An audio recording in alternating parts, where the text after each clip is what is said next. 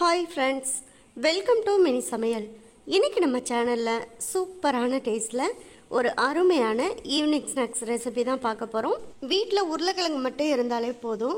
School விட்டு வர்ற நம்ம வீட்டு குழந்தைங்களுக்கு சுட சுட டீ போடுற டயத்தில் ஈவினிங் ஸ்நாக்ஸாக இதை செஞ்சு கொடுக்கலாம். ரொம்ப ரொம்ப சிம்பிளான ரெசிபி தான், ஆனால் டேஸ்ட்டு சூப்பராக இருக்கும். இப்போ இதை எப்படி செய்யலான்னு வீடியோக்குள்ளே பார்க்கலாம் வாங்க.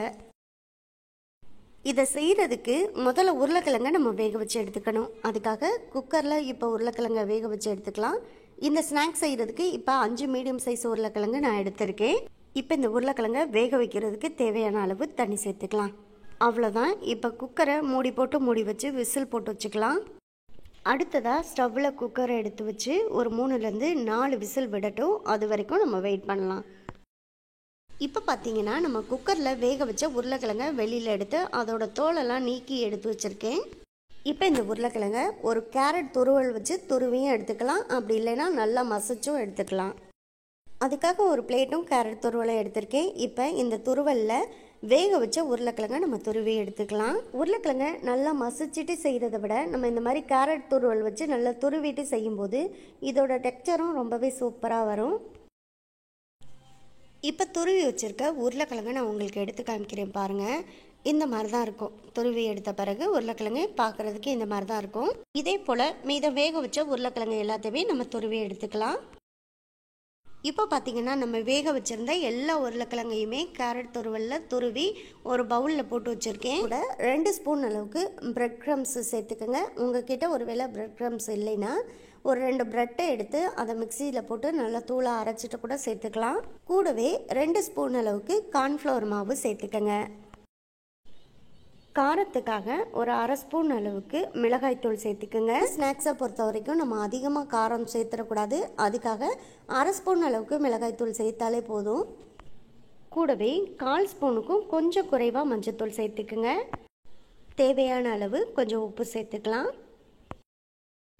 அவ்வளோதான். இப்போ சேர்க்க வேண்டியது எல்லாத்தையும் சேர்த்தாச்சு. அதனால் இப்போ நல்லா உருளைக்கிழங்க கை போட்டு பிசைஞ்சு விட்டுக்கணும். இப்போ நம்ம சேர்த்துருக்க உப்பு, மிளகாய்த்தூள், மஞ்சள் தூள் இது எல்லாமே நல்லா ஈக்குவலாக எல்லா சைடும் பரவி வர்றது மாதிரி நல்லா உருளைக்கிழங்க மசிச்சு நம்ம இந்த மாதிரி பிசைஞ்சு விட்டுக்கணும். அதே சமயத்தில் இதை நல்லா ஒரு சப்பாத்தி மாவு கன்சிஸ்டன்சிக்கு பிசைஞ்சு எடுத்துக்கணும். பாருங்கள், கடைசியாக நம்ம மாவை பிசைஞ்சு எடுத்த பிறகு பார்த்தீங்கன்னா நல்லா ஒரு சப்பாத்தி மாவு மாதிரி இந்த அளவுக்கு இருக்கணும். அவ்வளோதான். இப்போ நம்ம ஸ்மைலி பொட்டேட்டோ செய்ய ஆரம்பிச்சிடலாம். இப்போ சப்பாத்திகள் எடுத்துக்கலாம். அதில் கொஞ்சமாக கார்ன்ஃப்ளவர் மாவை இந்த மாதிரி தடவி விட்டுக்கோங்க. அதுக்கப்புறமா நம்ம இப்போ பிசைஞ்சு ரெடி பண்ணி வச்சுருக்க உருளைக்கிழங்க கொஞ்சத்தை எடுத்து இந்த சப்பாத்திகளில் சேர்த்துட்டு இப்போ சப்பாத்திகளில் சேர்த்துருக்க உருளைக்கிழங்குல கொஞ்சமாக எண்ணெயை அப்ளை பண்ணி விட்டுட்டு அதுக்கப்புறமா சப்பாத்தி கட்டையை வச்சு தான் உருட்ட போகிறோம். அதனால சப்பாத்தி கட்டையிலையும் லைட்டாக எண்ணெயை அப்ளை பண்ணிக்கோங்க. அதுக்கப்புறமா இந்த கட்டையை வச்சு இந்த உருளைக்கிழங்கையும் நல்லா இந்த மாதிரி நம்ம தேய்ச்சி எடுத்துக்கணும். ரொம்ப நைஸாக தேய்க்கணுங்கிறதுல கொஞ்சம் கனமாகவே தேய்ச்சி எடுத்துக்கோங்க. இந்த மாதிரி நல்லா தேய்ச்ச பிறகு இப்போ ஒரு வாட்டர் பாட்டில் மூடி இந்த சைஸில் எடுத்துக்கோங்க. எடுத்துட்டு நல்லா இந்த மாதிரி அழுத்தி கட் பண்ணி விட்டுக்கோங்க. அப்போது ரவுண்ட் ஷேப்பில் நமக்கு இது கட்டாகி வந்துடும். இப்போ மூடி வச்சு நம்ம கட் பண்ணது போக மீதம் இருக்க உருளைக்கிழங்கு எல்லாத்தையுமே மெதுவாக எடுத்துடலாம். நம்ம ஏற்கனவே மூடி வச்சு நல்லா அழுத்தி கட் பண்ணி இருக்கிறதுனால சுற்றி இருக்கக்கூடிய உருளைக்கிழங்கு மாவு எல்லாமே எடுக்கிறதுக்கு ஈஸியாக வந்துடும். பாருங்கள், இப்போ சுற்றிலும் இருக்க உருளைக்கிழங்கு எல்லாத்தையுமே எடுத்தாச்சு. இப்போ ஸ்மைலி செய்கிறதுக்கு முதல்ல கண்ணு வச்சுக்கணும். அதுக்காக எங்கள் வீட்டில் உள்ள சில்வர் ஸ்ட்ரா வச்சு நம்ம கண்ணு வச்சுக்கிறேன். ஒருவேளை உங்ககிட்ட சில்வர் ஸ்ட்ரா இல்லைன்னா பேப்பர் ஸ்ட்ரா இருந்தால் கூட போதும். இந்த மாதிரி கண்ணை ஈஸியாக வச்சு எடுத்துக்கலாம்.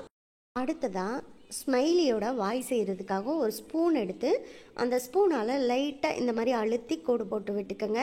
அது பார்க்குறதுக்கு ஸ்மைலி மாதிரியே இருக்கும். இதை செய்கிறதுக்கு ரொம்ப கஷ்டப்பட வேணாம், ரொம்ப ஈஸியாக செய்யலாம். அவ்வளோதான். இப்போ ஸ்மைலி எல்லாமே நம்ம செஞ்சு முடித்தாச்சு. இதை எடுக்கிறதுமே ரொம்ப ஈஸியாக வந்துடும். எடுக்கிறதுக்கு எந்த ஒரு கஷ்டமும் இருக்காது. இப்போ இந்த கல்லிலேருந்து நம்ம ஸ்மைலி எல்லாத்தையும் எடுத்து ஒரு பிளேட்டில் போட்டு வச்சுக்கலாம்.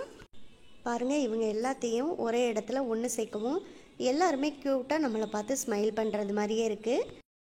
அவ்வளோதான். இப்போ ஸ்மைலி பொட்டேட்டோவை நம்ம ரெடி பண்ணியாச்சு. இப்போ இது எல்லாத்தையும் எண்ணெயில் போட்டு பொரிச்சு எடுத்துக்கலாம். அதுக்காக ஏற்கனவே ஒரு பாத்திரத்தில் நான் எண்ணெயை சூடு பண்ணி வச்சுருக்கேன். இப்போ ஸ்டவ்வை மீடியம் ஃப்ளேமில் வச்சுட்டு நம்ம ரெடி பண்ணி வச்சுருக்க ஸ்மைலி பொட்டேட்டோ எல்லாத்தையுமே இதில் ஒவ்வொன்றா கொஞ்சம் தள்ளி தள்ளி சேர்த்துக்கலாம். ஒன்றோட ஒன்று ரொம்ப ஒட்டி ஒட்டி சேர்க்க வேணாம், கொஞ்சம் தள்ளி தள்ளி சேர்த்துக்கோங்க. அதே சமயத்தில் ரொம்ப அதிகமாக சேர்க்க வேணாம். ஒரு 10 ஸ்மைலி பொட்டேட்டோ கிட்ட சேர்த்தா போதும், அதுக்கு மேலெல்லாம் சேர்க்க வேணாம். பாத்திரம் நல்லா அகலமான பாத்திரம்னா நீங்கள் தாராளமாக நிறைய சேர்த்துக்கலாம். ஒரு பக்கம் வெந்தோடனே லைட்டாக பபிள்ஸ் எல்லாம் கம்மியாகி அதுவே எலும்பி மேலே வர ஆரம்பிக்கும். அப்போ நம்ம அழகாக இன்னொரு பக்கமும் திருப்பி போட்டு வேக வச்சுக்கலாம். இந்த மாதிரி ஒன்றோட ஒன்று ஒட்டி இருந்தாலுமே லைட்டாக கரண்டியை வச்சு நம்ம எடுத்து விட்டாலே போதும், தனித்தனியாக பிரிஞ்சு அழகாக வெந்து வந்துடும். இப்போ பார்த்தீங்கன்னா ஒரு பக்கம் வெந்துருச்சு, இன்னொரு பக்கமும் திருப்பி போட்டுக்கலாம் எல்லாத்தையும். இப்போ 2 பக்கமும் நல்லா வெந்து வந்த உடனே இப்போ இது எல்லாத்தையும் அப்படியே வெளியில் எடுத்துகிட்டு எண்ணெயை வடிகட்டிட்டு நம்ம ஒரு பிளேட்டில் போட்டு வச்சுக்கலாம். அவ்வளோதான். ரொம்ப ரொம்ப சிம்பிளான ரெசிபி தான். ரொம்ப ஈஸியாக வீட்டில் உருளைக்கிழங்கு இருந்தாலே செய்யலாம். இதே போல் மீதம் இருக்க உருளைக்கிழங்கு எல்லாத்தையுமே நம்ம செஞ்சு எடுத்துக்கலாம். பாருங்கள், பார்க்குறதுக்கே எவ்வளோ சூப்பராக இருக்குது, சாப்பிட்றதுக்கும் ரொம்பவே டேஸ்ட்டாக இருக்கும். அது மட்டும் இல்லை, இந்த ஸ்மைலி ஃபேஸை பார்த்தோன்னா குழந்தைங்க ரொம்ப ஆசையாக கேட்டு விரும்பி சாப்பிடுவாங்க. இதை அப்படியே ஒரு பிளேட்டில் மாற்றி போட்டு வச்சுக்கலாம். இதே போல் நீங்களும் ட்ரை பண்ணி பாருங்கள். ட்ரை பண்ணி பார்த்துட்டு எப்படி வந்துச்சுங்கிறத கமெண்ட் பாக்ஸில் சொல்லுங்கள். இந்த வீடியோ உங்களுக்கு பிடிச்சிருந்தா இந்த வீடியோவை லைக் பண்ணி நம்ம சேனலை மறந்துடாமல் சப்ஸ்கிரைப் பண்ணிக்கோங்க. சப்ஸ்கிரைப் பண்ணும்போது பக்கத்தில் உள்ள பெல் ஐக்கானை கிளிக் பண்ணி வச்சுட்டிங்கன்னா நான் போடக்கூடிய குக்கிங் வீடியோ எல்லாமே உடனுக்குடனே உங்களுக்கு வந்து சேரும். உங்கள் ஃப்ரெண்ட்ஸ் அண்ட் ரிலேட்டிவ்ஸ் எல்லாருக்கும் ஷேர் பண்ணுங்கள். இதே போல் அடுத்தடுத்து நல்ல நல்ல வீடியோவில் சந்திப்போம். ஓகே, பாய்.